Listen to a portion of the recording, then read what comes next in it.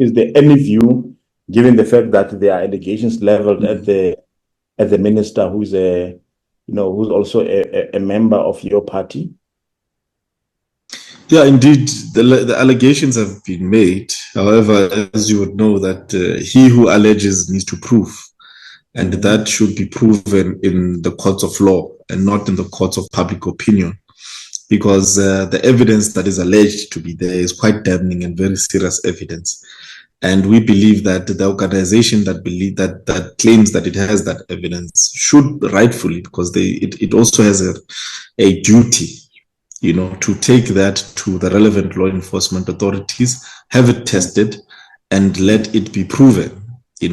Aside from that, there are issues. Would it be incorrect, therefore, for us to believe that it would be correct for the minister to step aside while these allegations have been proven or disproven? At this current point in time, like I stated, that the organization called OUTA has gone out into the media and claimed that this is what they have. Such as thus far, only thing that we have is a claim. We're not even sure even if they have those tapes. So this could merely be a witch hunt. So saying that the minister should step aside based on something that could very much be false, and whether they can even be able to verify whether it is indeed the voice of the minister and the voice of the chairperson that is there, that there's a lot of technicalities that need to be done there. But the policy of the ANC is quite clear when it comes to dealing with corruption and stepping aside. It does speak to the fact that once there are allegations and there are charges, or it has been reported to a court of law, only then can the process begin to follow. It is not really based on hearsay or rumors.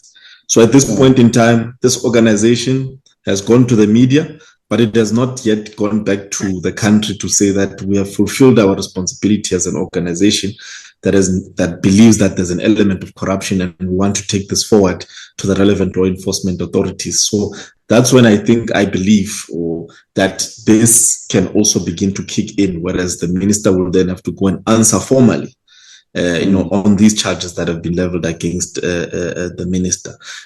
Like I stated initially, it's not really for us to judge it. Before you enter that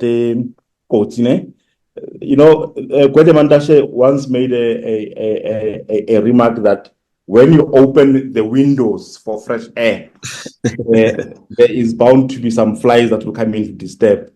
That is just like that last question I asked you, because it was not in the plans of this particular issue. It just came through. But there's another one that will follow up, which sort of speaks to what we've just spoken about, although it is not this one was definitely in our questions.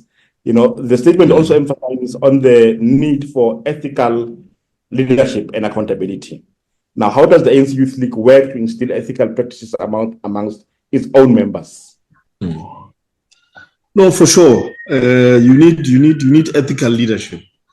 But the view is that it's not, everything rises and falls on leadership, but at the same time, we must also acknowledge the role that is played by those who are tasked with the responsibility of ensuring that our policies get implemented, and that is the administrators themselves.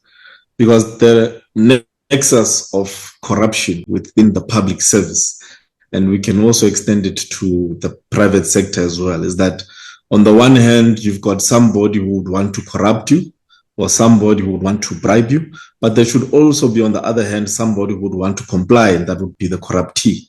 So there's a relationship